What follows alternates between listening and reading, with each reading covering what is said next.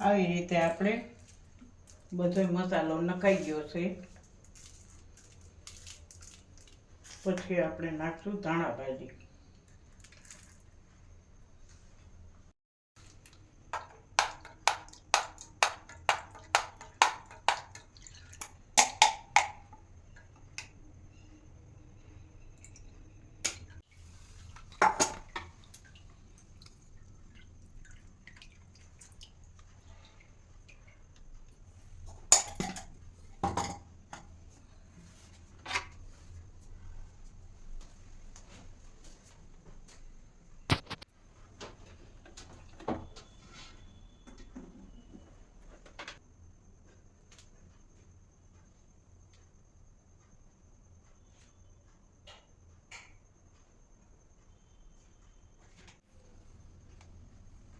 હાલો, આજે તો તીખી અને તલમનથી પાણીપુરી બનાવવાના છીએ.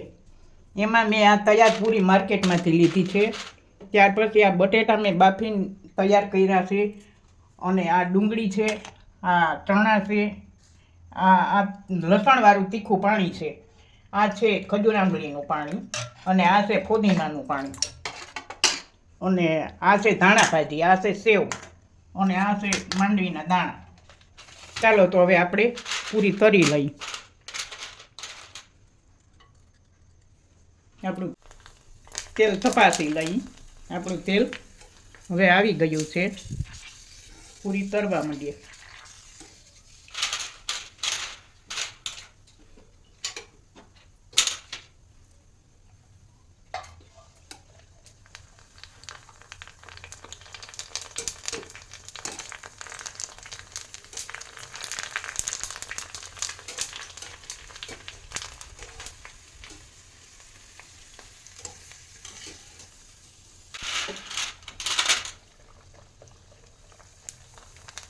પૂરી છે ને આ માર્કેટમાંથી તૈયાર લીધી છે. અને જો બનાવવી હોય ને તો એક મેંદો વાટકો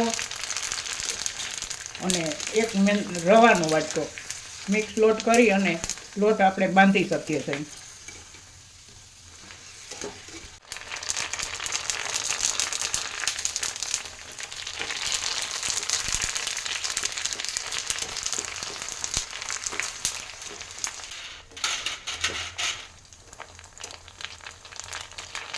પૂરી આપણી કરકરી અને ઉસીને દડા જેવી થાય. માર્કેટમાંથી લ્યો તો, અને ઘરે બનાવો ઘેરે તોય આવી જ થાય.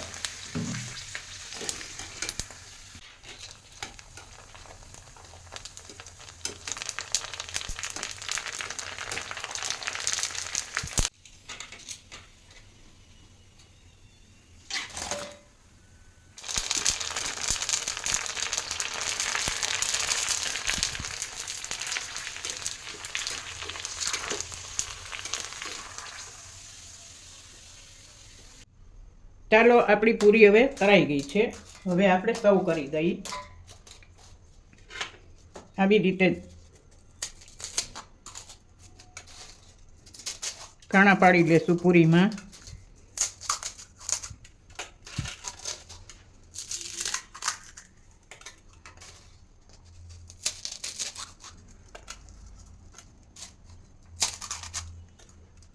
સરસ કડકડી બની છે આપણી પૂરી.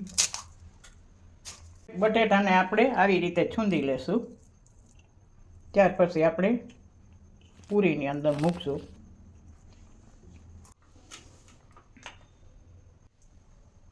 આવી રીતે આપણે બધો મસાલો નખાઈ ગયો છે. પછી આપણે નાખશું ધાણા ભાજી.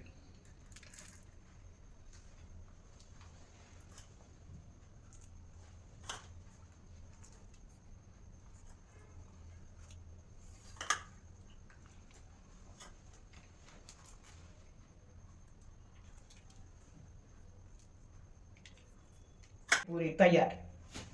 આ ખજૂર આંબલીનું પાણી, આ છે ફોદીનાનું પાણી, ને આ તીખું લસણવાળું પાણી, લસણ ફોદીનાનું પાણી.